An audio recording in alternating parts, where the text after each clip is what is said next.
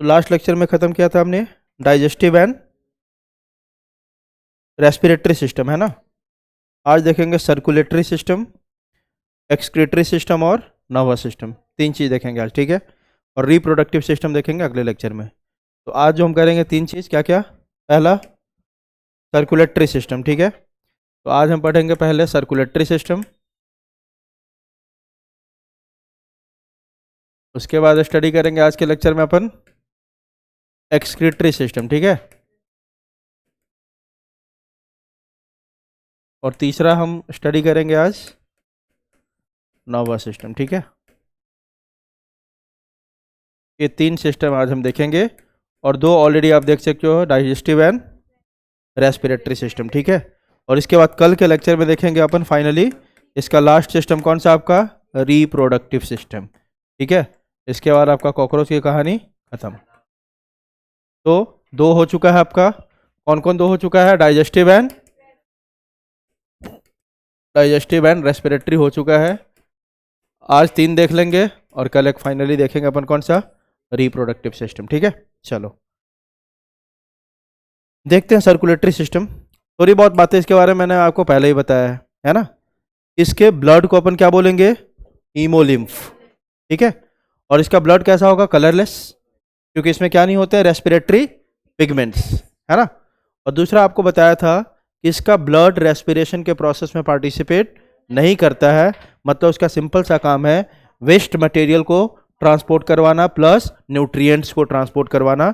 वह आपके किस में हेल्प नहीं करेगा? वो एक्सचेंज ऑफ गैसेस में हेल्प नहीं कर पाएगा, मतलब रेस्पिरेशन में हेल्प नहीं करेगा। क्लियर है? ठीक है।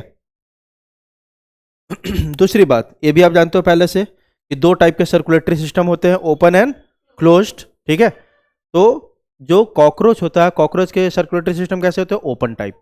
ओपन टाइप मतलब इसमें पर्टिकुलर ब्लड वेसल से सब नहीं है ब्लड को कैरी करने के लिए, ठीक है। मतलब ब्लड, अगर ब्लड वेसल है सब नहीं है प्रॉपर तरीके से कैरी करने के लिए, तो किसी ओपन स्पेस में घूम रहा होगा, है ना। उस ओपन स्पेस को बोलेंगे अपन साइनसेस। क्या बोलेंगे? साइनसेस या हीमोसील। इसके पूरे बॉडी कैविटी को क्या बोलते हैं अपन? हीमोसील। क्या बोलेंगे? हीमोसील। बात समझ में आई? तो ब्लड तो होगा ही, इसके ब्लड में प्लाज्मा भी होगा, ठीक है। प्लाज्मा होगा इसके अंदर, एक स्पेशल सेल होगा उसको बोलेंगे हेमाटोसाइट। क्या बोलेंगे? हेमाटोसाइट।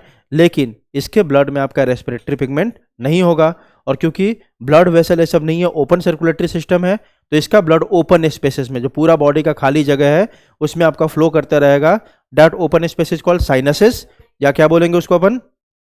हीमोसील, है ना। लार्जेस्ट साइनस आपका कौन होता है? हीमोसील, ठीक है। क्लियर है? Sinuses is nothing but open spaces, body के ओपन स्पेसेस जहां से कौन फ्लो करेगा? आपका ब्लड। क्लियर है? चलो, तो इसका सर्कुलेटरी सिस्टम कैसा है आपका? Open type, in which blood remain filled in tissues spaces और ब्लड साइनसेस। ब्लड कहां पे होगा? पूरा भरा हुआ आपका स्पेस के बीच में, और उस स्पेस को क्या बोलते हैं अपन? साइनसेस, ठीक है। Blood filled open spaces is called sinuses, ठीक है। आगे देखो, blood vessels are poorly developed, तभी तो क्या बोल रहे हैं? ओपन सर्कुलेटरी सिस्टम, क्योंकि इसमें ब्लड वेसल्स क्या आपका? पुअरली डेवलप्ड है। तो blood vessels are poorly developed and open into tissue space, और क्या बोलेंगे इसको? हीमोसिल। टिश्यू स्पेस को क्या बोलते हैं अपन? हीमोसिल। इसको बॉडी कैविटी को क्या बोलते हैं अपन? हीमोसिल, जो खाली जगह होगा, ठीक है। और आप उसको क्या बोल सकते हो? हीमोसिल को दूसरा आप साइनस, क्या बोल सकते हो? Sinus. Largest sinus is haemocoel, ऐसे बोलते हैं अपन। क्या बोलते हैं? लार्जेस्ट साइनस, जो सबसे बड़ा जो कैविटी होगा उसी को क्या बोल देते हैं अपन? साइनस, मतलब हीमोसिल, ठीक है। तो हीमोसिल बोलो या साइनस बोलो, these are nothing but open spaces into which blood is flowing, ठीक है। अब देखो, blood filled open spaces called sinuses, blood vessels are poorly developed and open into tissue space और haemocoel. Visceral organs located in the haemocoel are bathed in blood, है ना। सीधी सीधी बात, यहाँ पे क्योंकि ब्लड वेसल है नहीं, तो उसी टिश्यू स्पेस में आपका जो साइनसेस है या हीमोसिल है, बॉडी कैविटी में ही सारा ऑर्गन होगा ना, है ना।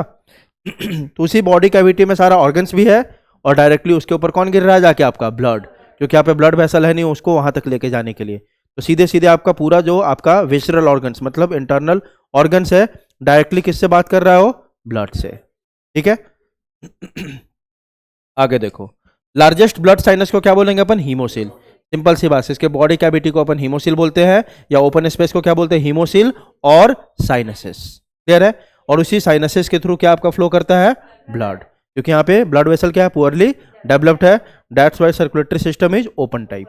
ठीक है, चलो आगे देखो, ब्लड ऑफ कॉकरोच। अब इसका देखते हैं सर्कुलेटरी सिस्टम में होगा क्या क्या, है ना। तो पक्की बात है ब्लड होगा ही, है ना। जैसे आप में क्या है, ब्लड है, हार्ट है, तो उसी तरह इसका भी देखेंगे कौन कौन सा कंपोनेंट है इसके सर्कुलेटरी सिस्टम का। तो सबसे पहला क्या देख रहे हैं, ब्लड, है ना। क्या बोलेंगे ब्लड को, इसको हीमोलिम्फ, पहले ही बता दिया। इसको ब्लड को आप ब्लड बोलो या क्या बोल सकते हैं इसको, हीमोलिम्फ, क्योंकि ये कैविटी में प्रेजेंट हो, इस कैविटी का नाम क्या है, हीमोसील, इसीलिए इस ब्लड को क्या बोल देंगे, हीमोलिम्फ। आगे देखो, the haemolymph is composed of colourless plasma. Plasma तो इसके भी ब्लड में होगा, लेकिन कैसा होगा, कलरलेस। क्यों, क्योंकि इसमें रेस्पिरेटरी पिगमेंट्स नहीं है ना। एंड इसमें ब्लड सेल्स भी होंगे, और इसके ब्लड सेल्स को क्या बोलते हैं अपन, हेमाटोसाइट्स या हीमोसाइट्स। क्लियर है, हमारे जैसा ही है, प्लाज्मा है, प्लाज्मा के अंदर क्या है, ब्लड सेल्स है। फर्क यह है कि हमारे प्लाज्मा में जो ब्लड सेल्स होते हैं वह पिगमेंट भी कैरी करता है, इसके प्लाज्मा में पिगमेंट क्या है आपका, एब्सेंट है ना। और इसके ब्लड सेल्स को क्या बोलेंगे अपन, हीमोसाइट्स या हेमाटोसाइट्स। क्लियर है, चलो आगे देखो, अब फंक्शन देख लेते हैं हीमोलिम्फ का, सॉरी हेमाटोसाइट्स का या हीमोसाइट्स का। जो ब्लड सेल्स है इसका फंक्शन क्या है यहाँ पे, ठीक है। यह मेनली फैगोसाइटिक इन नेचर होता है। क्या होता है आपका, फैगोसाइटिक, मतलब ये कॉकरोच को फॉरेन मटेरियल से या फॉरेन पार्टिकल से क्या करता है, बचाता है। ठीक है, तो अपन देखते हैं एक एक करके फंक्शन क्या क्या परफॉर्म करता है इसके ब्लड सेल्स। ठीक है, देखो पहला फंक्शन, फैगोसाइटोसिस ऑफ बैक्टीरिया, यह कॉकरोच को किससे बचाता है, बैक्टीरिया से। दूसरा, रिलेटेड विथ ब्लड क्लॉटिंग, इसके ब्लड सेल्स में ऐसा कुछ फैक्टर होगा जो इसको ब्लड क्लॉट होने से क्या करेगा, बचाएगा। और तीसरा देखो, blood is not related with, बता ही दिया है बात मैंने पहले ही आपको। ठीक है, तो दो काम हो गया इसके हीमोसाइट्स या हेमाटोसाइट्स का। पहला क्या हो गया, फैगोसाइटिक इन नेचर, मतलब ये बैक्टीरिया से बचाएगा कॉकरोच को, और दूसरा आपका ये ब्लड क्लॉटिंग से बचाएगा। ठीक है,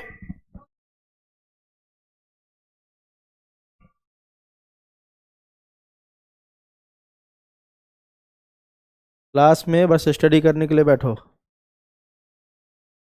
बाकी सीरियल और ये सब बाद में। चलो देखो, तो आपका फंक्शन आपने देख लिया। आगे देखो, blood is not related with respiration because respiratory pigment is absent, but it helps in transportation of food, hormones and excretory materials. क्योंकि पिगमेंट है नहीं, तो पिगमेंट नहीं है तो पक्की बात है कि यह रेस्पिरेशन में पार्टिसिपेट तो नहीं करेगा, लेकिन ब्लड के जो दूसरे काम है आप जानते हो हमारे अंदर भी है ना, क्या, transportation of food, hormone, waste materials, ये सब काम ये भी यहाँ पे करेगा। ठीक है, आगे देखो, दूसरा क्या होगा इसमें आपका, हार्ट होगा, है ना। तो हार्ट में क्या क्या मिले, कैसे हार्ट है भाई, 13 चैम्बर्ड हार्ट है इसका। कितने, 13। इतना छोटा सा होके भी हमसे बाजी मार गया है। ठीक है कि नहीं। हमारा हार्ट कितने चैम्बर्ड है, ओनली 4 चैम्बर्ड। इसके हार्ट कितने चैम्बर्ड है, 13 चैम्बर्ड। और इसका हार्ट जो है ना आपका सेगमेंटली अरेंज होता है। क्या होता है, सेगमेंटली अरेंज। इसका मतलब क्या होता है, देखो इसके हार्ट्स कैसे होंगे भाई, सेगमेंटली अरेंज होंगे। तो अपन किसकी बात कर रहे हैं अभी, हार्ट की। किसके हार्ट की, कॉकरोच की। तो इसके हार्ट जो होते हैं आपके कैसे होते हैं, सेगमेंटली अरेंज।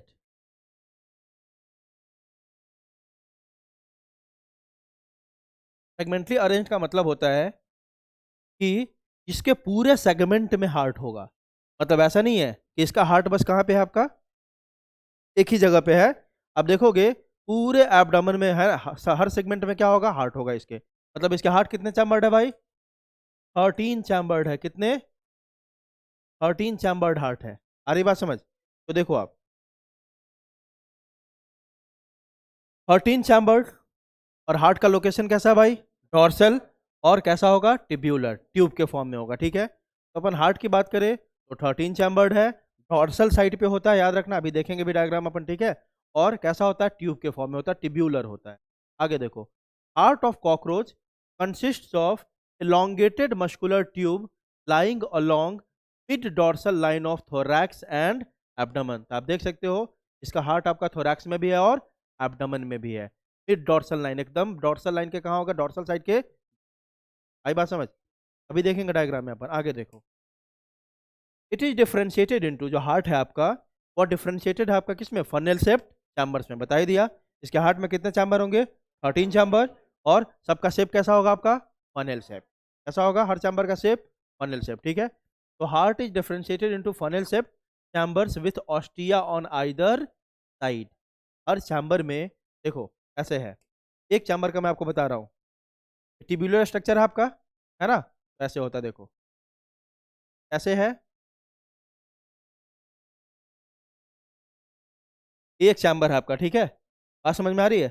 और एक चैम्बर के दोनों साइड पे, लेटरल साइड पे आपको ओपनिंग दिख रहा है, इस ओपनिंग इज कॉल्ड ऑस्टिया, क्या बोलते हैं इसको, ऑस्टिया।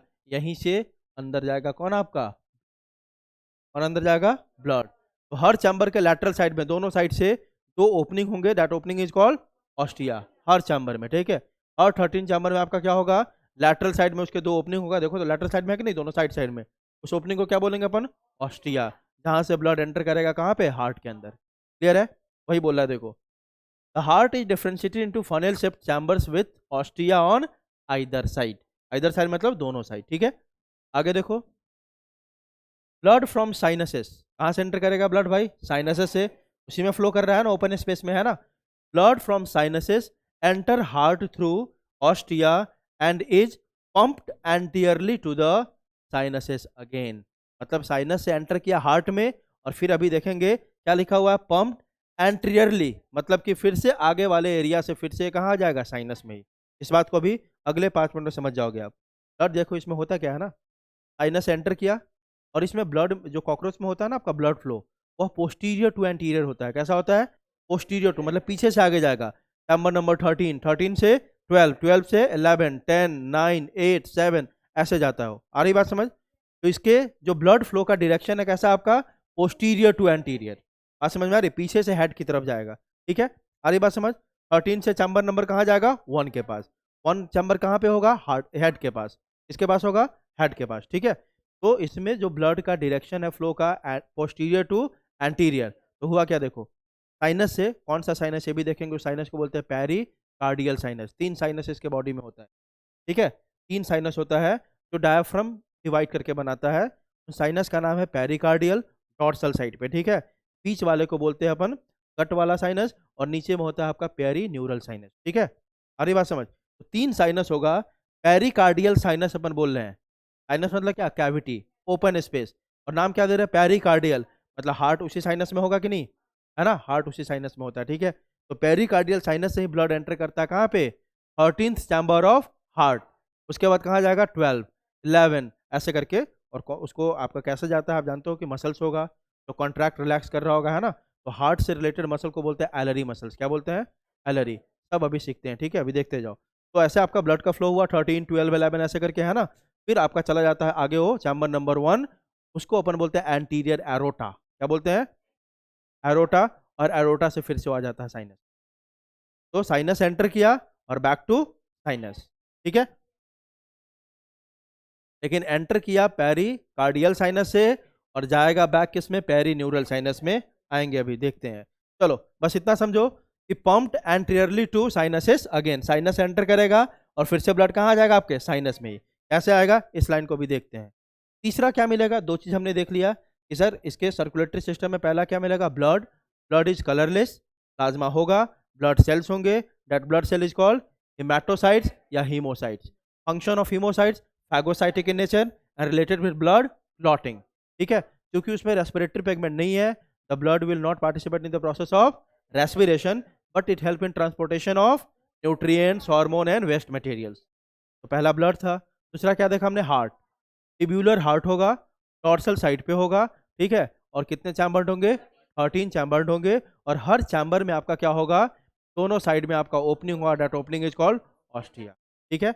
अब इसको डिटेल में देखेंगे अपन, आगे देखो।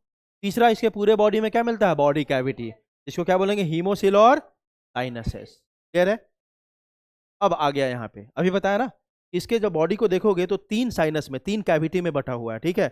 3 कैविटी में बटा हुआ है, तो कितना सेप्टा होगा उसको डिवाइड करने के लिए, इसी स्पेस को अगर, हाँ वेरी गुड, है ना, इसी स्पेस को आपको कितने चैम्बर में डिवाइड करना है, 3 में। तो कितना सेप्टा लगाना होगा, 2 लगाओगे, 1, 2, 3 में बढ़ जाएगा ना, है ना, ठीक है। तो 2 सेप्टा यहाँ पे, और यहाँ पे सेप्टा का काम कौन करता है, इसका डायाफ्राम ही। कौन काम करता है यहाँ पे, डायाफ्राम। एक डॉर्सल डायाफ्राम होगा, एक वेंट्रल। बोलोगे सर ऊपर वाले को डॉर्सल बोल रहे हो आप, बिल्कुल, कॉकरोच ऐसे होता है ना, तो कॉकरोच ऐसे है तो ऊपर वाले साइड को क्या बोलोगे, डॉर्सल। नीचे वालों क्या बोलोगे, वेंट्रल। तो ऊपर वाला कौन सा सेप्टा है आपका, डॉर्सल डायाफ्राम है। कौन सा है, डॉर्सल डायाफ्राम, ठीक है। नीचे वाला कौन सा है, वेंट्रल डायाफ्राम। और यही दोनों डॉर्सल और वेंट्रल डायाफ्राम मिलके इसके पूरे बॉडी को, पूरे हीमोसिल को, किसको बोलेंगे, पूरे हीमोसिल को, पूरे बॉडी कैविटी को 3 पार्ट में डिवाइड कर दिया। आई बात समझ, एक डॉर्सल साइड में, एक बीच में, और एक आपका वेंट्रल साइड में। ये बात समझ में आई। ये जो डायाफ्राम होता है ना आपका, पोरस होता है। कैसा होता है, पोरस। इसमें मतलब ओपनिंग्स होते हैं, तभी तो यहाँ से ब्लड यहाँ जाएगा, यहाँ से ब्लड यहाँ जाएगा, ब्लड का फ्लो हो पाएगा। तो कैसे होते हैं इसके डायाफ्राम भाई, पोरस। तो उसमें क्या होता है, ओपनिंग्स, ठीक है, ताकि ब्लड का फ्लो हर साइनस में हो सके। क्लियर है। तो कितने डायाफ्राम, तो एक आपका डॉर्सल, दूसरा आपका वेंट्रल, और दोनों को दोनों पोरस। और बिकॉज ऑफ दिस 2 डायाफ्राम, इसका जो हीमोसील है या बॉडी कैविटी है, is divided into 3 parts. Clear है। 2 horizontal septa are present in body cavity. इसके पूरे बॉडी कैविटी में कितने हॉरिजॉन्टल सेप्टा है भाई, 2। तो कितने पार्ट में डिवाइड करेगा इसके बॉडी कैविटी को, हीमोसिल को, 3 पार्ट में, ठीक है। पहला कौन सा सेप्टा आपका, डॉर्सल डायाफ्राम। दूसरा आपका वेंट्रल डायाफ्राम, है ना। Both have minute pores called fenestrae और स्फिंक्चर्स। बताया ना, दोनों डायाफ्राम में क्या होगा, पोर्स होंगे, और उस पोर को अपन क्या बोलते हैं, फेनेस्ट्रे या स्फिंक्चर्स। क्लियर है। मतलब ये पोरस स्ट्रक्चर है। कैसा है, पोरस। अब देखो, डायाफ्रागम्स डिवाइड्स द हीमोसिल, हीमोसिल मतलब बॉडी कैविटी, इनटू 3 साइनसेस और चैम्बर्स। 3 चैम्बर में डिवाइड करेगा। डॉर्सल साइड पे बोलेंगे डॉर्सल साइनस, डॉर्सल साइड वालों को क्या बोलेंगे, डॉर्सल साइनस। और इसका नाम क्या है आपका, called pericardial sinus. Dorsal side पे जो साइनस है उसका नाम क्या है, पेरिकार्डियल साइनस। और नाम ही बता रहा है पेरिकार्डियल साइनस, मतलब कि इसमें क्या होगा, हार्ट, इट कंटेन्स हार्ट। अगला है middle sinus called perivisceral sinus. Perivisceral sinus मतलब इसमें होगा इसका पूरा gut, alimentary canal, digestive system, है ना। तो इसको क्या बोलेंगे, मिडल वाले को पेरी विसरल साइनस। और इसमें क्या मिलेगा आपका, it has elementary kanal and fat body. Fat body ऐसा बॉडी होता है जो यूरिक एसिड को स्टोर करके रखता है, ठीक है। आगे देखो, तीसरा कौन सा होगा, वेंट्रल साइड पे, उसको बोलेंगे perineural sinus, and it has nerve cord. आई बात समझ, इसमें क्या होगा, नर्व कॉर्ड। तो देखो, अगर देखें अपन कितने बॉडी पार्ट में बटा हुआ है इसका बॉडी कैविटी। एक ऊपर में आपका साइनस है ना, ये पोरस होता है हमेशा। कैसा होता है साइनस आपका, पोरस। और एक आपके नीचे में है, ठीक है। ये कौन सा है आपका डायफ्राम, डॉर्सल, ठीक है। और ये वाला कौन सा आपका,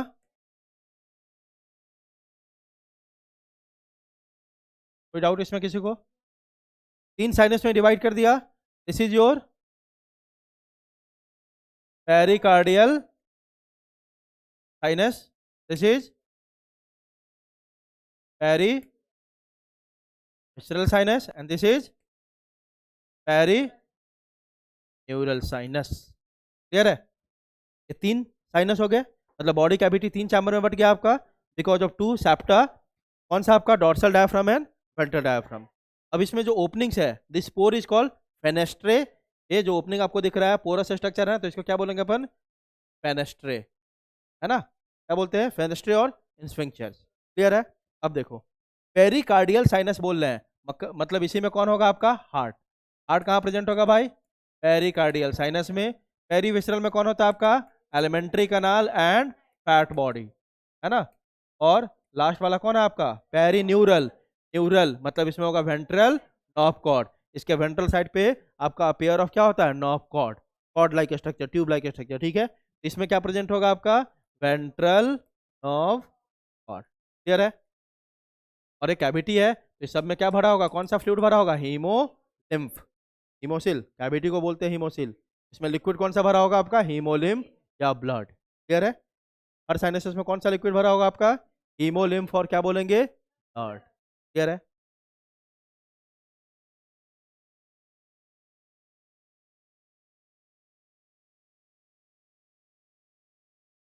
चलो ये देख सकते हो आप, स्ट्रक्चर है ना, डायग्राम देख सकते हो आप। अभी यही बताया आपको है ना। ये कौन वाला साइनस है? ऊपर वाला पेरिकार्डियल, बीच वाला पेरिविसरल, और नीचे वाला आपका पेरीन्यूरल। पेरीन्यूरल में आप देख सकते हो क्या प्रेजेंट है आपका? Ventral nerve cord. क्या प्रेजेंट है? नर्व कॉर्ड दिख रहा है, ठीक है। इसमें देख सकते हो आप 13 चैम्बर क्या प्रेजेंट है आपका? हार्ट दिख रहा है आपका, टिब्यूलर हार्ट आपका 13 चैम्बर। 13, 12, 11, 10, 9, 8, 7, 6, 5, 4, आप देख सकते हो 1। और 1 वाला आपका कहाँ खुलता है फाइनली? एंटीरियर एरोटा में। फर्स्ट चैम्बर ऑफ हार्ट कहाँ खुलता है? Anterior aorta. और बहुत जगह तो ऐसा भी बोलता है कि फर्स्ट चैम्बर को ही अपन क्या बोलते हैं? Anterior aorta. ठीक है, आ रही बात समझ? तो यहाँ से 13 से आपका क्या हो गया? ये 13 चैम्बर्ड हार्ट हो गया, जो कहाँ लोकेटेड है आपका? पेरिकार्डियल साइनस में। अब देखो, अब यहाँ पे 12 pairs of special muscle present होते हैं। कितने पेयर भाई? 12 पेयर्स। आप देख सकते हो इस वाले एरिया को हमें फोकस करना है मेनली, हार्ट वाले एरिया को, ठीक है। इस हार्ट, यही आपका 13 चैम्बर्ड हार्ट दिख रहा है ना। ये क्या हो गया आपका? हार्ट। अब देखो इस 13 चैम्बर्ड हार्ट के जंक्शन पे, कहाँ पे? जंक्शन पे, दो चैम्बर के जंक्शन पे अ पेयर ऑफ मसल्स होगा। उस मसल को बोलते हैं एलरी मसल्स। क्या बोलते हैं? एलरी। तो अगर 13 चैम्बर है तो एलरी मसल्स के कितने पेयर होने चाहिए? 12 होने चाहिए ना, जंक्शन पे है ना। ये 13 चैम्बर है तो जंक्शन पे है, तो जंक्शन पे कितने होना चाहिए? 1 2 3 4 5 6 7 8 9 10 11 12, है ना। जंक्शन पे है तो 13 चैम्बर है, इसलिए 12 पेयर्स किसके होंगे आपके?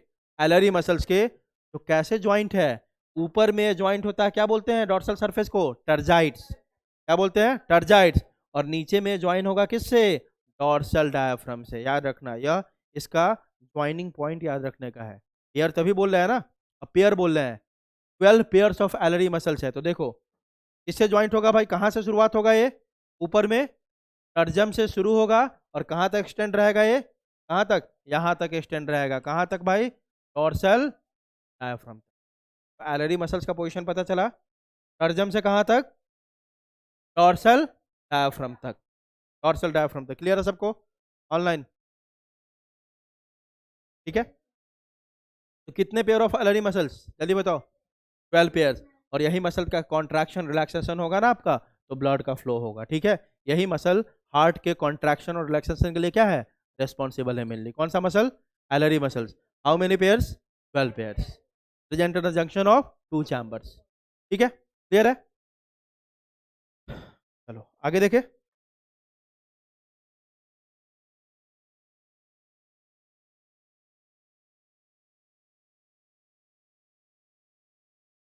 अब अपन देख लेते हैं क्या? Blood flow. हार्ट का तो देख लिया हमने, है ना, कि 13 चैम्बर होता है। 13 चैम्बर में आपके थोरैक्स में भी होते हैं और एब्डोमेन में भी होता है।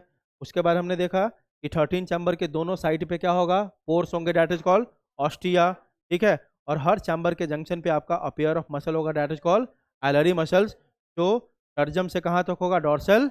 क्लियर है? ठीक है। अब अपन देखते हैं कि ब्लड फ्लो कैसे होगा। ब्लड फ्लो मतलब सबसे पहले तो हार्ट में ब्लड को एंटर करवाना होगा। तो हार्ट में ब्लड एंटर हमेशा किस चैम्बर में करता है? पहले 13 चैम्बर में। हमेशा पहले किस में? 13 चैम्बर में। कैसे करेगा और करने के बाद कैसे इसका फ्लो होगा, वही अपन देखेंगे, ठीक है। चलो, तो अपन क्या देख रहे हैं? Blood flow. तो ब्लड फ्लो मतलब आपको पहले ही बताया, हार्ट के अंदर ब्लड कैसे एंटर करेगा? By an opening called ostia, है ना, ठीक है। तो वही लिख रहा है देखो, minute pores present on either side of heart chambers is called ostia. These pores act as a valve. और ये सारे पोर्स में क्या होंगे? ऑस्टिया में वॉल्व होगा, जो यूनिडिरेक्शनल फ्लो करवाएगा किसका? ब्लड का। तो मैंने एक चैम्बर दिखा दिया, देखो दोनों साइड में क्या आपका opening, that is called ostia. Clear है?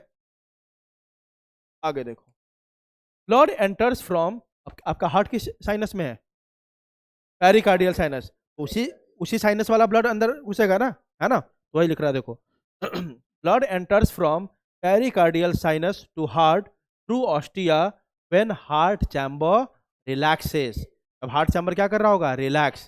तो रिलैक्स मतलब अभी एलरी मसल्स क्या कर रहा होगा? रिलैक्स, है ना। तो जब आपका हार्ट चैम्बर रिलैक्स कर रहा है, तब आपका रिलैक्स करेगा तभी ना, कॉन्ट्रैक्ट करेगा तो ऑस्टिया को बंद कर देगा। ये देखो, अब ये फैला हुआ है, तो ये मान लेते ऑस्टिया, यहाँ पे ध्यान दो, क्या मान लिया? क्या हमारा? ऑस्टिया। अभी फैला हुआ तो खुला हुआ, जब कॉन्ट्रैक्ट रहेगा तो ऑस्टिया क्या हो जाएगा? बंद हो जाएगा, ठीक है।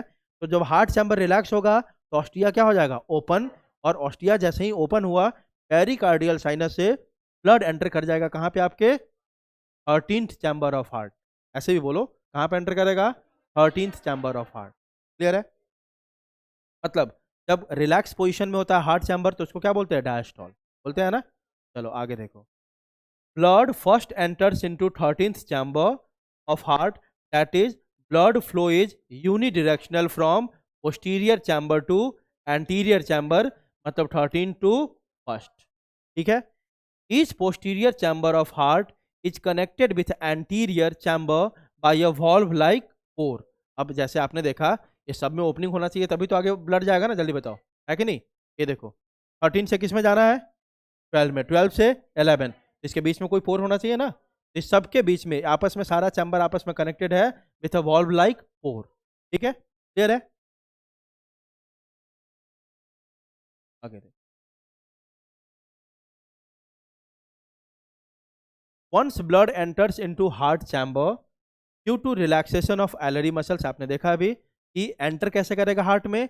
जब एलरी मसल्स या हार्ट चैम्बर क्या कर रहा? रिलैक्स, है ना। लेकिन अब ब्लड को हमें आगे भेजना है, तो आगे भेजने के लिए क्या करना होगा? कॉन्ट्रैक्शन, है ना।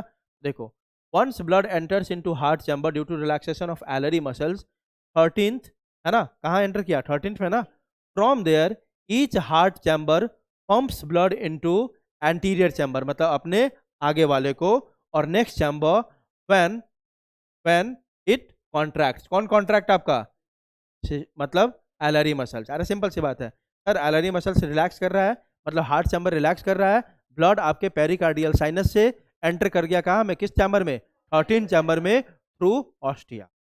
अब जब 13 चैम्बर में चला गया तो वहां से कहाँ भेजना है? 12, 12 से 11, 11 से 10। तो अभी ये मूवमेंट कैसे होगा? यह मूवमेंट होगा, अब एलरी मसल्स क्या हुआ? जो 13 चैम्बर और 12 चैम्बर के जंक्शन पे जो एलरी मसल्स लगा हुआ था उसका क्या शुरू हो गया? कॉन्ट्रैक्शन। मतलब उस एलरी मसल्स के कॉन्ट्रैक्शन के कारण अब ब्लड आपका आगे बढ़ेगा। ठीक है? 13 से 12, 12 से मतलब जो भी एलरी मसल से धीरे धीरे क्या होंगे? अब कॉन्ट्रैक्ट होना शुरू करेगा और ब्लड को अब आपका आगे भेजना शुरू करेगा। आगे मतलब 13 से 12, 12 से 11th, 10th, 9th, बात समझ में आई? तो एंटर किया by the process of relaxation या डायस्टॉल, और आगे जैसे ही चैम्बर में एंटर किया तो उस चैम्बर में जब मूवमेंट करवाएंगे वह होगा बाय द प्रोसेस ऑफ सिस्टॉल। मतलब अब एलरी मसल क्या करेगा? कॉन्ट्रैक्ट। वही लिखा हुआ है यहाँ पे। ठीक है? कि 13 चैम्बर में तो पहुंच गया, जब कब? जब आपका रिलैक्सेशन कर रहा था कौन? एलरी मसल्स। लेकिन आगे कैसे जाएगा? जब एलरी मसल्स क्या करेगा? कॉन्ट्रैक्ट। ठीक है?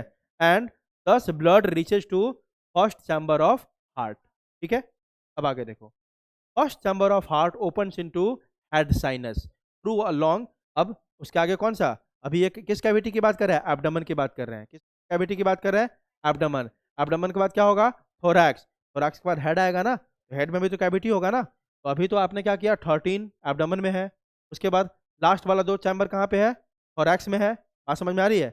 10 आपके एब्डोमेन में है चैम्बर, और 3 कहाँ है? सॉरी, 11 आपके कहाँ है? एब्डोमेन में, 2 कहाँ है आपके? थोरैक्स में।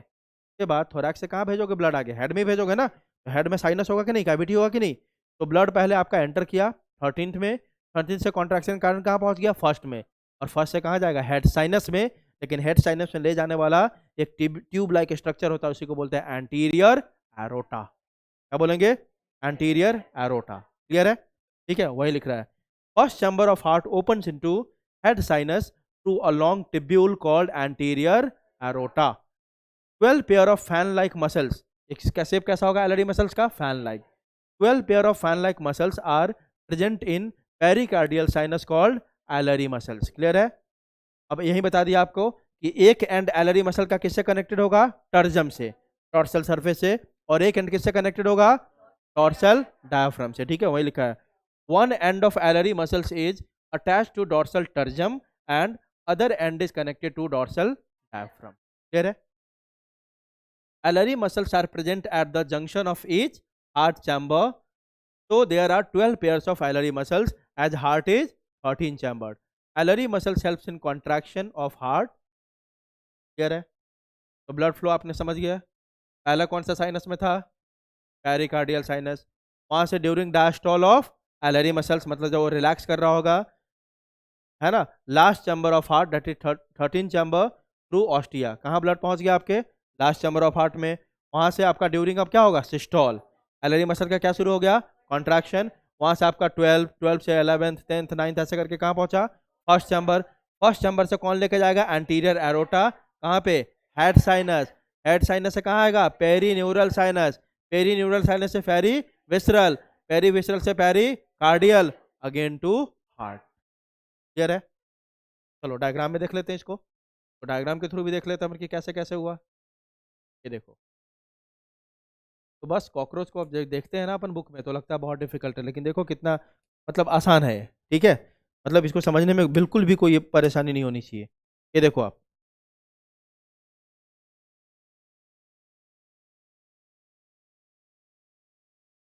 ये देख सकते हो आप, आपका हार्ट कहाँ लोकेटेड है, पेरी कार्डियल साइनस में, है ना। जब आपके एलरी मसल्स क्या हो रहे हैं, रिलैक्स, तो इसके बगल बगल में ऑस्टिया है, वहां से ब्लड एंटर किया 13 चैम्बर में।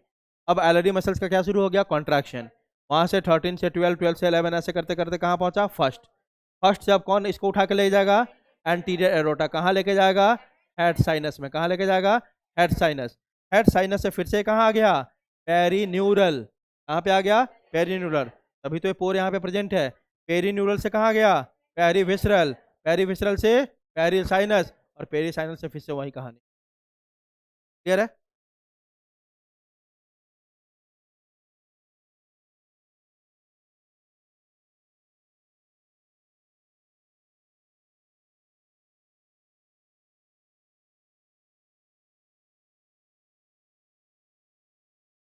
तो मेनली जो आपका ये पूरा ब्लड फ्लो हो रहा है, उसमें हेल्प कौन कर रहा है, आपका एलरी मसल्स, इसके अलावा थोड़ा बहुत आपका हेल्प इसमें कौन करता है, टर्जो एक्सटर्नल मसल्स, बताया था ना, टर्जम साइड मतलब वेंट्रल साइड और डॉर्सल साइड के बीच में भी कुछ मसल एक्सटेंड होते हैं, उसको क्या बोलते हैं, टर्जो एक्सटर्नल मसल, इसका भी कॉन्ट्रैक्शन रिलैक्सेशन होता है, तो थोड़ा बहुत किस में हेल्प करता है, ब्लड फ्लो में। Tergosternal muscle also help in blood circulation. अब हमारे अंदर हार्ट बीट का रेट क्या है, 72 टाइम्स, है ना, कॉकरोच में अप्रॉक्स है 50 टाइम्स पर मिनट, है ना, तो हार्ट बीट रेट क्या है कॉकरोच में, 49 बीट्स पर मिनट, ठीक है। Posterior end of heart is closed, अभी तो ब्लड कहाँ से कहाँ फ्लो हो रहा है, 13 से 12, 12 से 11, क्योंकि पोस्टीरियर वाला हार्ट जो है आपका, उसका एक एंड क्या होगा, क्लोज होगा आपका, ठीक है। आगे देखें, अगला सिस्टम कौन सा आपका, एक्सक्रीटरी सिस्टम, ठीक है, अगला कौन सा है, एक्सक्रीटरी सिस्टम, इसको देखो, ये ये उससे भी आसान है, ठीक है। अब जो मगजमारी है जहाँ पे हमें समझना है मेनली, वह है आपका रिप्रोडक्टिव सिस्टम, ठीक है, उससे पहले सब बहुत चीज़ें क्या है, बहुत आसान है। चलो देखो, वो भी आसानी है, कौन आपका रिप्रोडक्टिव सिस्टम, अपन ढंग से नहीं पढ़ते तो हमें लगता है बहुत डिफिकल्ट टॉपिक हो, सही में लगता भी, आप एनसीईआरटी टीचर को ही पढ़ा दो किसी को, वो भी समझा नहीं पाएगा ढंग से, उसको खुद नहीं समझ में आएगा एनसीईआरटी देख के, ठीक है, लेकिन टॉपिक आसान है, बस सिस्टमैटिक तरीके से पढ़े तो, ठीक है। चलो देखो, एक्सक्रीटरी सिस्टम देखें तो आप जानते हो पहले से, कॉकरोच क्या होता है भाई, यूरिकोटैलिक, मतलब यह क्या एक्सक्रीट करता है, मेन इसका यूरिक एसिड, इसलिए कॉकरोच को क्या बोलते हैं, यूरिकोटैलिक, है ना। तो मेन एक्सक्रीटरी ऑर्गन इसमें कौन है आपका, पढ़ रखा आपने, अल्फिगियन टिब्यूल्स, कहाँ प्रेजेंट था भाई, एट द जंक्शन ऑफ, जल्दी बताओ, मैल्फिगियन टिब्यूल्स कहाँ था, एट द जंक्शन ऑफ, हाँ, eight the junction of midgut and, midgut और हैंडगट के जंक्शन पे था, ये था ना, कितने नंबर, 100 टू 150, थिन फिलामेंटस टिब्यूल्स, है ना, है कि नहीं, और कैसे टिब्यूल थे, ब्लाइंड टिब्यूल्स, कैसे, blind, thin filamentous blind tubules, मतलब एक साइड से कैसा होगा ये, क्लोज, और एक साइड से कैसा होगा, ओपन, ऐसे टिब्यूल को क्या बोलते हैं, ब्लाइंडेड टिब्यूल्स या ब्लाइंड टिब्यूल्स, है ना। अब इसका काम क्या है, देखो ये करता क्या है, मैल्फिगियन टिब्यूल्स, मेन एक्सक्रीटरी ऑर्गन यही है, इसके अलावा भी दो तीन है अभी देखेंगे, लेकिन सबसे मेन जो आपका एक्सक्रीटरी ऑर्गन है कौन सा है, मैल्फिगियन टिब्यूल्स, पहली बात। दूसरी बात, यह मेन जो वेस्ट मटेरियल निकालता है किस फॉर्म में निकालता है, यूरिक एसिड के फॉर्म में, किस फॉर्म में, यूरिक एसिड, इसलिए इसको क्या बोलते हैं अपन, यूरिकोटैलिक, क्या बोलते हैं, यूरिकोटैलिक, क्योंकि ये किस फॉर्म में निकालता है आपका, मेनली यूरिक एसिड, लेकिन एक और फॉर्म है जिसमें ये अपना वेस्ट मटेरियल निकाल सकता है, उसको बोलते हैं यूरेट क्रिस्टल, क्या बोलते हैं, यूरेट क्रिस्टल्स, ठीक है। यह यूरेट क्रिस्टल सोडियम का भी हो सकता है, पोटेशियम का भी हो सकता है, लेकिन मेन जो आपका किस फॉर्म में निकालना प्रेफर करता है हमेशा, यूरिक एसिड के, ठीक है। अब आगे देखो, होता क्या है, यह जो मैल्फिगियन टिब्यूल है आपका, है ना, ये आपके किसके जंक्शन पे है? हिंडगट एंड, तो मान लो यहाँ बना लिया, ये है और एक ये है ऐसा, ठीक है। इसी जंक्शन पे आपका ये ऐसे बॉडी सेल्स में घुसा हुआ है, देखो ये पूरा कहाँ घुसा हुआ है? आपके बॉडी कैविटी में, हीमोसिल में। कहाँ घुसा हुआ है? हीमोसिल, दिख रहा है ना? यहाँ से कहाँ एंटर किया हुआ है? हीमोसिल में। तो ये करता क्या है? और ये आपका हो गया कौन सा? मिडगट, और ये आपका हैंडगट, इसी जंक्शन पे है। और ये पूरे कहाँ एंटर किया हुआ है? आपके हीमोसिल या बॉडी कैविटी में, ठीक है। हीमोसिल में ही कौन है? ब्लड है या हीमोलिम्फ। इसी में कौन प्रेजेंट है? आपका वेस्ट मटेरियल। यह क्या करता है? ब्लड से आपका सारा नाइट्रोजनस वेस्ट अपने अंदर लेता है, ठीक है, मतलब अमोनिया वगैरह को ले लेगा ब्लड से, और इसको ये कन्वर्ट कर लेता है किसमें? यूरिक एसिड में। इसमें कन्वर्ट कर लेता है यूरिक एसिड में। ये पूरे हीमोलिम्फ से, ब्लड से आपके सारे नाइट्रोजनस वेस्ट को लेगा अपने अंदर और उसको कन्वर्ट कर लेगा किसमें? यूरिक एसिड में। और फिर किसको पास कर देता है? हैंडगट को। और हैंडगट आपका जानते हो इलियम कोलोन रेक्टम होते हुए इसको क्या करेगा? बॉडी से बाहर फेंक देगा। क्लियर है? तो सिंपल सा काम है इसका। यह एक्सटेंशन होता है आपके बॉडी कैविटी में, वहाँ पे ब्लड है, ब्लड से सारे नाइट्रोजनस वेस्ट को क्या करेगा? पिकअप करेगा और कन्वर्ट कर देगा किसमें? यूरिक एसिड में। और कन्वर्जन के बाद किसको दे देगा? हैंडगट को। हैंडगट उसको बॉडी से बाहर निकाल देगा। क्लियर है? आगे देखो, इसी के बारे में जो मैंने आपको बताया वही लिखा हुआ है। मैल्फिगियन टिब्यूल्स येलो कलर्ड होता है, ठीक है, थिन होता है, फिलामेंटस होता है और लाइन टिब्यूल्स होता है। Located at the junction of midgut and hindgut. Number कितने होते हैं? 100 to 150। Malpighian tubules are lined by glandular and ciliated epithelium, है ना। ये अंदर से लाइंड होगा आपका किस सेल से? ग्लैंडुलर सेल से। मान लो ये है ना, तो अंदर में इसकी लाइनिंग होती है, कौन सा सेल भाई? Glandular cells. और इसके ऊपर क्या प्रेजेंट होगा? आपका सीलिया, ठीक है। So Malpighian tubules are lined by glandular and ciliated epithelium. Malpighian tubules help in removal of excretory substances from, here है, excretory substances mainly in the form of potassium urate, है ना, बताया ना, यूरेट के फॉर्म में भी हो सकता है, सोडियम यूरेट और potassium urate. Potassium urate is converted into uric acid. क्या किया? पोटेशियम यूरेट को उठाया और अपने अंदर लाके किस में कन्वर्ट कर दिया? यूरिक एसिड में। Potassium urate is converted into uric acid and potassium bicarbonate and uric acid is finally released into alimentary canal by Malpighian tubules. ये क्या किया? पोटेशियम यूरेट को उठाया और कन्वर्ट कर दिया किसमें? Uric acid and potassium bicarbonate में, ठीक है। और इन दोनों को दे दिया किसको? हैंडगट को। बोला कि अब इसको बॉडी से बाहर। क्लियर है? Water absorbed bye hindgut and excretory materials along with undigested food is released outside, ठीक है। तो हिंडगट आपका पानी को एब्जॉर्ब करेगा, प्लस जो भी उसके अंदर क्या जमा हो रहा है? Waste material. कौन जमा किया? मैल्फिगियन ट्यूब्यूल्स। इन सबको हिंडगट क्या करेगा? वाटर जो खुद एब्जॉर्ब किया प्लस वेस्ट मटेरियल जो उसके अंदर आके बाहर से जमा हुआ, सबको बॉडी से बाहर निकाल देगा थ्रू रेक्टम एंड एनस, ठीक है। Malpighian tubules also help in osmoregulation. यह वाटर कंजर्वेशन में भी हेल्प करता है। कौन? आपका अल्फिगियन ट्यूब्यूल। मेन काम उसका है आपका एक्सक्रीशन करवाना, लेकिन उसके अलावा ये वाटर आपके ऑस्मो रेगुलेशन मतलब वाटर कंजर्वेशन में भी क्या करेगा? ये हेल्प करेगा। दूसरा जो मिलता है इसके बॉडी में, क्या मिलता है? Fat bodies. पहले ही बता दिया था कि किसको रखेगा? आपका यूरिक एसिड को स्टोर करके रखता है, ठीक है। इसको अपन दूसरा नाम क्या देते हैं? Urate cells. क्या बोलते हैं? Urate cells. Present beneath body wall, जहाँ पे बॉडी का वॉल होगा ना, उस जस्ट बॉडी वॉल के नीचे मिलता है। कौन? आपका फैट बॉडीज।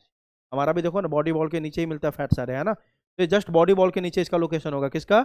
फैट बॉडीज का या यूरेट सेल का। और ये क्या करता है? Leads to storage excretion of uric acid. अब स्टोरेज एक्सक्रीशन क्या है? मतलब पहले पूरा स्टोर करता है किसको? यूरिक एसिड को। और जब पूरा फुल हो जाता है तब उसको क्या कर देता है? एक्सक्रीट। क्लियर है? इसको बोलते हैं स्टोरेज एक्सक्रीशन। पहले स्टोर करेगा और फिर जब वो पूरी तरह से भर जाएगा तो उसको क्या कर देगा? एक्सक्रीट आउट कर देगा। क्लियर है? अगला, नेफ्रोसाइट्स। ये बाई न्यूक्लिएटेड ओवल सेल्स होते हैं। कैसे होते हैं? बाई न्यूक्लिएटेड, मतलब ये ओवल होगा, इसमें कितने न्यूक्लियस होंगे? 2। और ये कहाँ प्रेजेंट होता है? Around heart. तो पेरिकार्डियल साइनस है ना, उसी में प्रेजेंट होता है, हार्ट के आसपास है। कौन? कौन आपका? नेफ्रोसाइट्स। नेफ्रॉन जैसा लग रहा है तो नेफ्रो मतलब, और साइट मतलब सेल। ये हार्ट के अराउंड होता है आपका, तो वही लिखा हुआ है by nucleated Oval cells present around heart, मतलब नियर डॉर्सल डायफ्राम, है ना। और ये भी क्या करता है? Storage excretion of uric acid. सब में वही लाइन ऐड करते जाएंगे। Storage excretion of fat body हो गया, नेफ्रोसाइट्स हो गया, दोनों क्या करता है, storage excretion of uric acid. अगला है आपका बॉडी वॉल, ये भी क्या करता है, storage excretion of uric acid. जो उसका बॉडी का वॉल होगा ना, वो भी थोड़ा बहुत यूरिक एसिड को अपने बॉडी के अंदर से बाहर फेंकता है, ठीक है। अब देखो, यह मेल में बस मिलेगा, एक स्पेशल है। एक तो मेल में आपने स्पेशल पढ़ा था कि मेल ज़्यादा क्या करते हैं, स्टाइल मारते हैं, है ना, एनुअल स्टाइल। एनुअल स्टाइल किस में होता है, मेल में बस। दूसरा एक और है, बस मेल में है, कुछ मेल में, वो भी सब में नहीं। उसको बोलते हैं कौन सा ग्लैंड, यूरिकेज ग्लैंड। मतलब अभी जो आपने पढ़ा ना, Malpighian tubules, fat bodies, nephrocytes, body wall तो सब में होगा ही, है ना। तो ये सब मेल फीमेल दोनों में है, लेकिन जो यूरिकोज ग्लैंड है, ये बस किस में है आपका, मेल में है, ठीक है। These help in excretion in male cockroach. Clear है, कौन सा ग्लैंड, यूरिकोज ग्लैंड। और ये भी यूरिक एसिड को ही बॉडी से बाहर। क्लियर है, इसमें कुछ याद करने लायक है ही नहीं। अल्फिगियन टिब्यूल्स, जो भी नाइट्रोजनस वेस्ट है उसको कलेक्ट करेगा, है ना, और कलेक्ट करने के बाद कन्वर्ट कर दिया किसमें, यूरिक एसिड में, और दे दिया किसको, हैंडगट को। उसके बाद फैट बॉडी, स्टोर किया पहले यूरिक एसिड को, फिर बॉडी से बाहर निकाल दिया, है ना। उसके बाद बॉडी वॉल, ये भी क्या किया, यूरिक एसिड को स्टोर किया, फिर क्या किया, बाहर निकाल दिया। आ रही बात समझ। अगला आ गया यूरिकोज, ये बस किसमें है, मेल में, और ये भी यूरिक एसिड को बॉडी से क्या करता है, बाहर निकालता है। क्लियर है। अगला सिस्टम हमारा कौन सा, आपका नर्वस सिस्टम, ठीक है। कौन सा सिस्टम है, नर्वस सिस्टम। अब इसको ध्यान दो। The nervous system of cockroach consists of a series of fused, segmentally arranged ganglia joined by pair of longitudinal connectives ventral nerve cord on the ventral side। तो कहने का मतलब, इसके पूरे बॉडी में, सब न्यूरॉन्स में जो नर्वस सिस्टम है, दो चीज़ को मिला के बना हुआ है ना। इसका नर्वस सिस्टम कितने चीज़ को मिला के बना हुआ है, दो चीज़ को, ठीक है।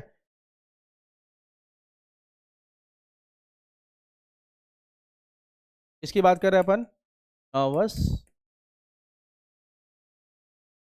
सिस्टम। तो पहली बात तो याद रखो, इसका नर्वस सिस्टम क्या है आपका, एनसीईआरटी का लाइन है, सेगमेंटली अरेंज्ड। कहने का मतलब ये है कि इसके नर्वस सिस्टम हर पार्ट्स में प्रेजेंट है, हेड में भी है, थोरैक्स में भी है, और एब्डोमेन में भी। बात समझ में आ रही है। ऐसे वो क्या बोलते हैं, सेगमेंटली अरेंज्ड, मतलब हर पार्ट्स को थोड़ा बहुत क्या दिया हुआ है, नर्वस सिस्टम। हेड में भी थोड़ा बहुत है ना, आपके थोरैक्स में भी है, एब्डोमेन में भी है, ठीक है। मतलब मेनली इसका हेड में ही नहीं है, सब जगह है।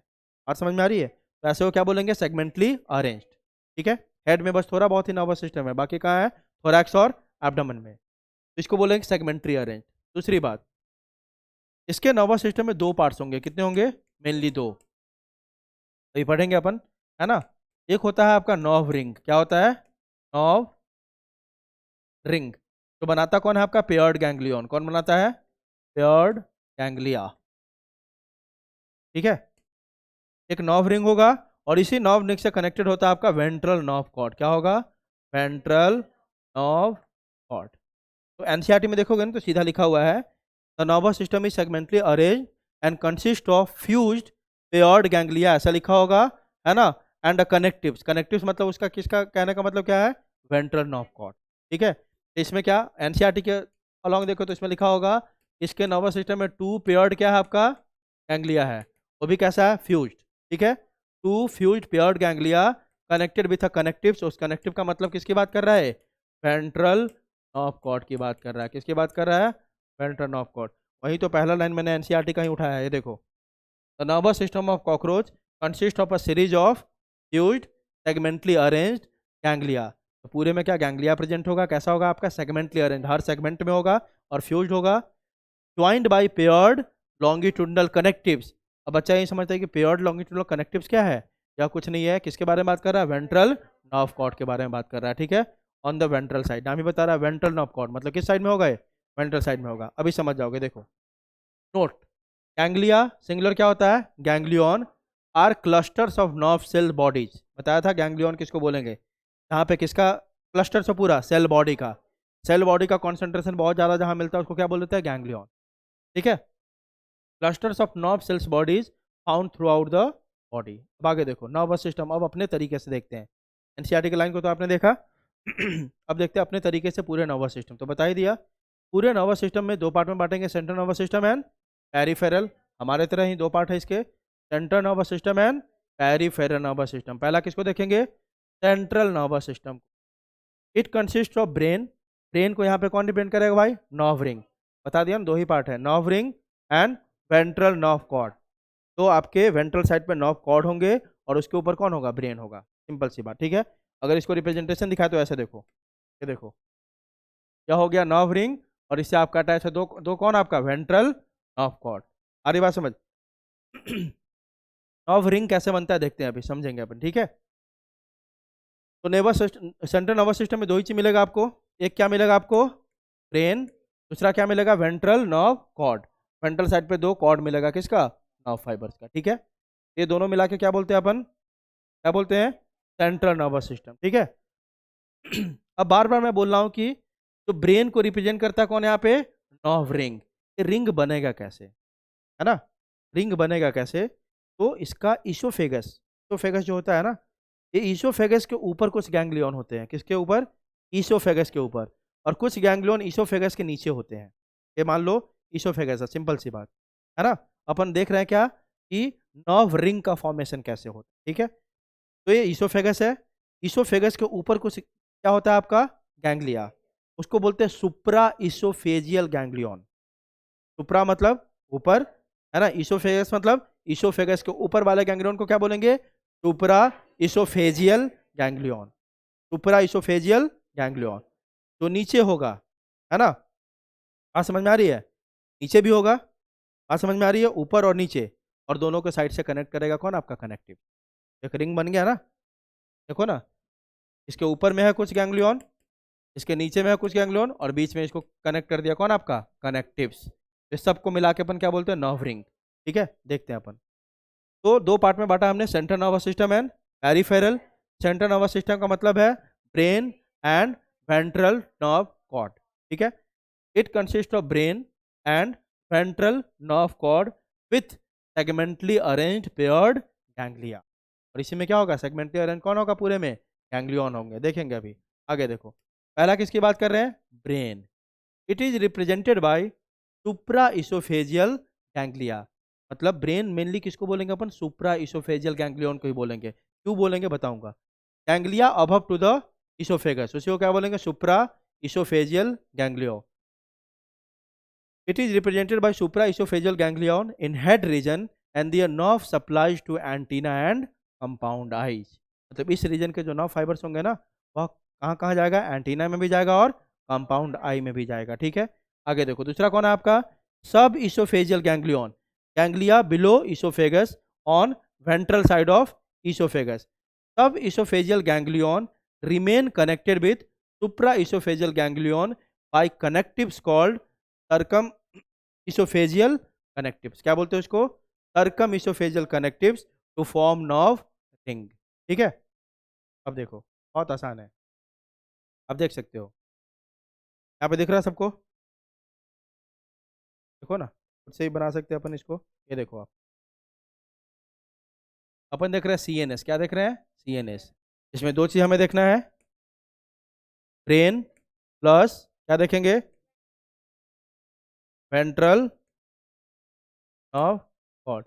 और ब्रेन बोलने का मतलब यहाँ पे देखेंगे अपन नर्व रिंग। क्या देखेंगे? Nerve ring. तो दो ही चीज होता है आपके, nerve ring plus ventral nerve cord. अब देखो यह मान लो बीच में अपन हाइपोथेटिकल मान लेते हैं समझने के लिए, ये इसोफेगस है। क्या आपका क्लियर है?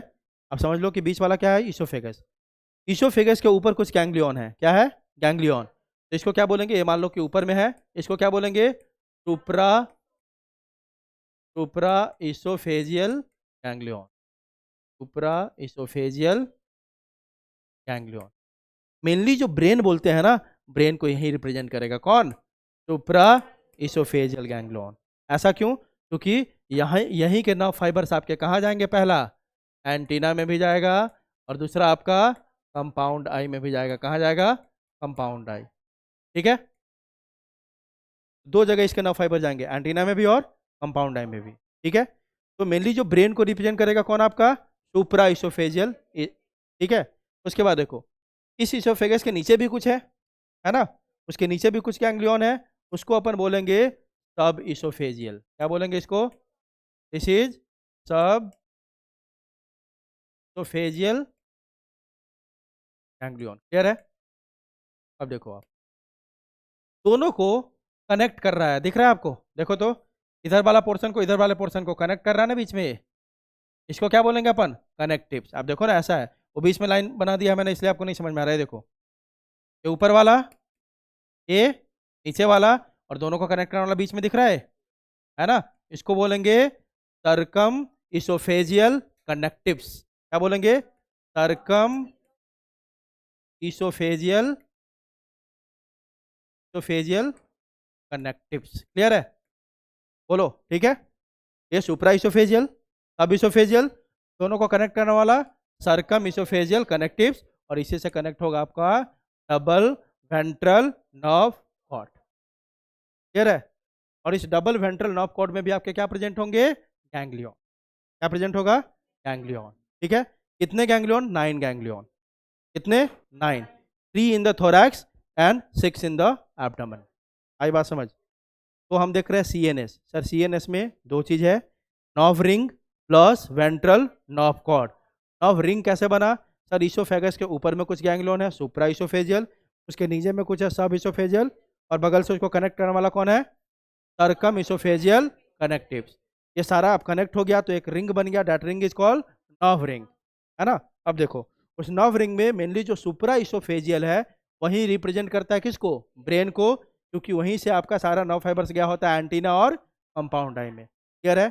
उसके बाद इसी आपके नर्व रिंग से कनेक्टेड होता है डबल वेंट्रल नर्व कॉर्ड, और उस डबल वेंट्रल नर्व कॉर्ड में भी क्या प्रेजेंट होता है? गैंग्लियन। आपके हेड रीजन तो ये हो गया, है ना? उसके बाद जो 9 गैंग्लियन है आपका, 3 होगा आपके किस रीजन में? थोरैक्स में, और 6 होगा आपका एब्डोमेन। क्लियर है? मतलब यहाँ पे जो आपके 3 कहाँ होंगे? थोरैक्स में, और बाकी 6 कहाँ होंगे? एब्डोमेन के हर सेगमेंट में। ठीक है? आ रही बात समझ? क्लियर है? क्या ऑनलाइन समझ में आया सबको? अब देख सकते हो यहाँ पे डायग्राम में भी सब यहाँ पे मेंशन है। ये देखो, ये है आपका सुप्रा oesophageal ganglion, this one is सब इसोफेजियल गैंग्लियन, और बीच में इसको कनेक्ट करने वाला को क्या बोलते हैं? Circum oesophageal connectives. ठीक है? उसके बाद देखो, जो आपका सुप्रा इसोफेजियल गैंग्लियन है, ये किसको रिप्रेजेंट करेगा? ब्रेन को, और इसके नर्व फाइबर्स दो जगह जा रहे हैं, compound I and antenna. Clear है? अब देखो, यही पूरे स्ट्रक्चर को क्या बोलते हैं? Nerve ring. सुप्रा, सब, और बीच में आपके क्या? कनेक्टिव्स। ठीक है? सबको मिला के क्या बोलेंगे? Nerve ring. इस नर्व रिंग से कौन कनेक्टेड है आपका? कौन है? वेंट्रल नर्व कॉर्ड पेयर्ड होता है। कितना दिख रहा है नर्व कॉर्ड आपको? 2। और इस नर्व कॉर्ड में भी क्या प्रेजेंट है? गैंग्लियन, है ना? कितने टोटल? 9। पेयर नहीं बोलेंगे, क्या बोलोगे? 9। क्या बोलोगे? 9। 3 किस रीजन में है? थोरैक्स। और 6 किस रीजन में है? 3 in each segment of thorax, और 6 आपका in each segment of abdomen. लेकिन याद रखना, एब्डोमेन के जो 6 वाला सेगमेंट है ना, उसमें गैंग्लियन नहीं होता है। इसमें एब्डोमेन के 6th वाले में नहीं होता, मतलब वह वाला 6th वाला में ना होकर किसमें होगा? 7th में। ये बात समझ में आई? देखो ना, मैंने बोला 6 कहाँ पे प्रेजेंट है भाई? एब्डोमेन में। तो एब्डोमेन के सेगमेंट नंबर 1 में एक होगा, एब्डोमेन के सेगमेंट नंबर 2 में एक होगा, एब्डोमेन के सेगमेंट नंबर 3 में एक होगा, एब्डोमेन के सेगमेंट नंबर 4 में एक होगा, एब्डोमेन के सेगमेंट नंबर 5 में एक होगा, लेकिन 6 में क्या होगा? एब्सेंट होगा। अगला किस में होगा? 7th। क्लियर है? क्लियर है? ये हो गया आपका ventral nerve cord have how many ganglia? 9 ganglia, 3 in thorax and 6 in abdomen. This is your CNS. क्या आपका ये? सीएनएस। क्लियर है?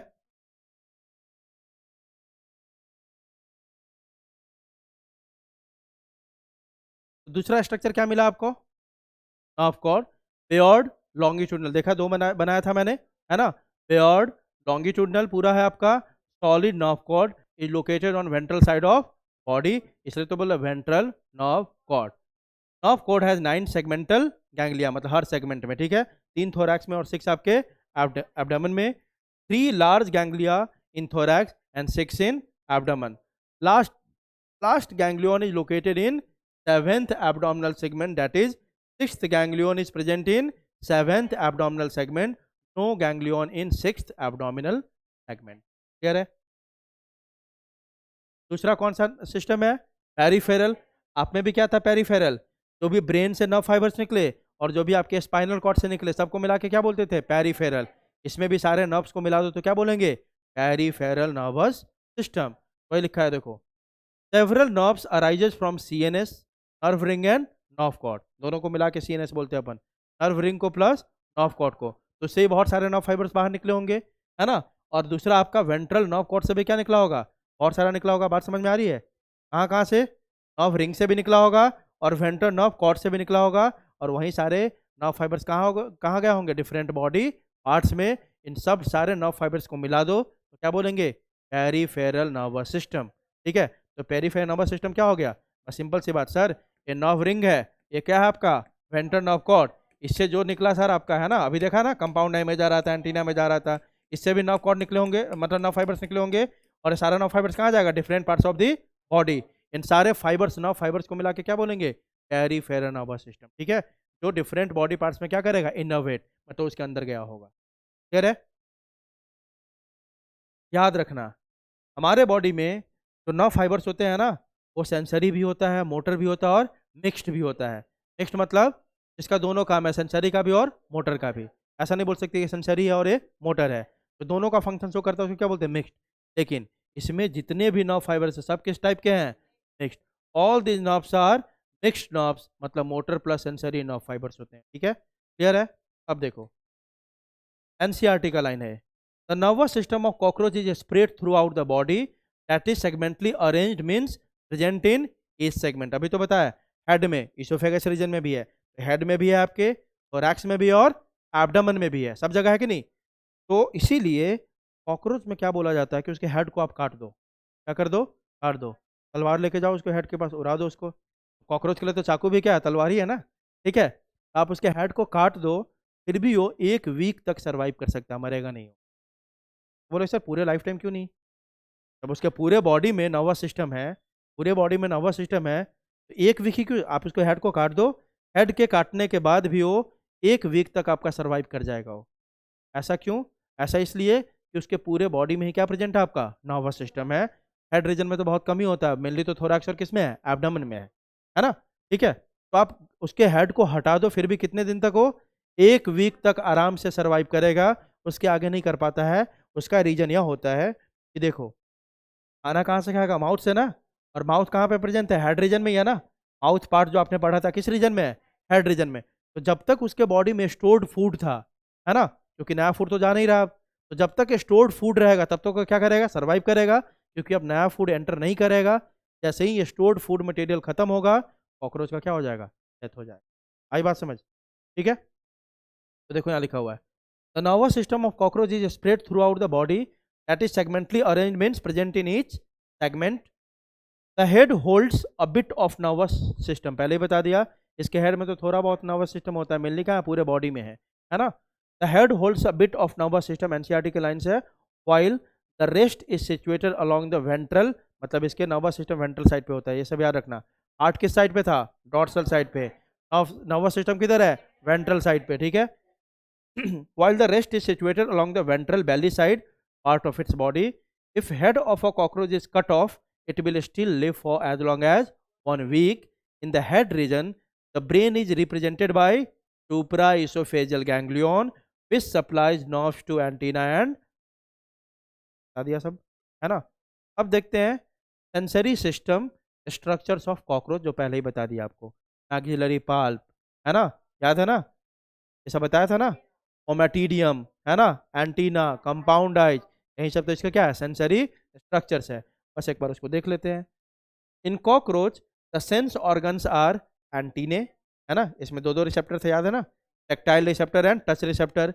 आइज, कंपाउंड आई, जिसमें एक आई में 2000 क्या थे? Hexagonal unit call ommatidium. तो कैसा विजन प्रोड्यूस कर रहा था? मोजाइक विजन, है ना। तो देखो, sense organs are antenna, eyes, maxillary palps, labial palps, anal cerci, जो साउंड वाइब्रेशन को रिसीव कर रहा था, है ना। These compound, the compound eyes are situated on the at the dorsal surface of the head. Compound eye कहाँ located है? Dorsal surface पे। Each eye, each compound eye की बात कर रहे हैं ना, each eye consists of about 2000 hexagonal ommatidia. कितने आपके 2000, ईच आई की बात कर रहे हैं, मतलब दोनों मिला के कितने हो गए 4000, ठीक है। With the help of several ommatidia a cockroach can receive several images of an object. This kind of vision is known as mosaic vision with more sensitivity but less resolution, being common during night. और night vision को क्या बोलते हैं, nocturnal vision, है ना। तो जैसे ही आप चप्पल लेके कॉकरोच के पीछे भरोगे ना, वो ठीक है, उसको यह नहीं दिखाई दे रहा हो कि मतलब बहुत परफेक्ट नहीं दिखाई देगा, मतलब रिजोल्यूशन बहुत अच्छा नहीं होगा, लेकिन सेंसिटिविटी क्या होता है, बहुत प्रॉपर होता है। उसको एकदम पता चल जाएगा आहट से कि आप राइट साइड से मारने वाले हो कि लेफ्ट साइड से मारने वाले हो। बात समझ में आ रही है। तो सेंसिटिविटी बहुत ज़्यादा होती है, ठीक है। रिजोल्यूशन कम होगा, उसको दिखाई ना दे प्रॉपर तरीके से कि कहाँ है, लेकिन वह सेंस कर सकता है ना, कि किधर से आप लेफ्ट से राइट से ऊपर से नीचे से कहाँ से हमला करने वाले हो, उसको पता चल जाता है। तो इस मोजाइक विजन की यही खासियत है कि सेंसिटिविटी बहुत प्रॉपर होता है, इसको उसको हर बात का पता चल जाता है ना। लेकिन रेजोल्यूशन कम होगा, मतलब इमेज बहुत ज़्यादा प्रॉपर नहीं बनेगा, क्योंकि एक चप्पल उठाया आपने, उसको कितने दिखाई दे रहे होंगे, 4000, कितने, 4000, ठीक है। तो ऐसे ही ज़्यादा अलर्ट हो जाएगा वो तो, 4000 है तो, ठीक है। और ऐसे ऐसे मतलब विजन आपका जो मोजाइक विजन है ना, नाइट विजन के लिए परफेक्ट होता है, ठीक है। क्लियर है। तो यह आपका खत्म हुआ क्या, आपका नर्वस सिस्टम। अब अपन कल देखेंगे कौन सा system, reproductive system of cockroach. तो लास्ट सिस्टम है कॉकरोच का, ठीक है। तो कल के लेक्चर में देखेंगे हम रिप्रोडक्टिव सिस्टम ऑफ कॉकरोच। इतना सबको समझ में आया, ये बताओ ऑनलाइन।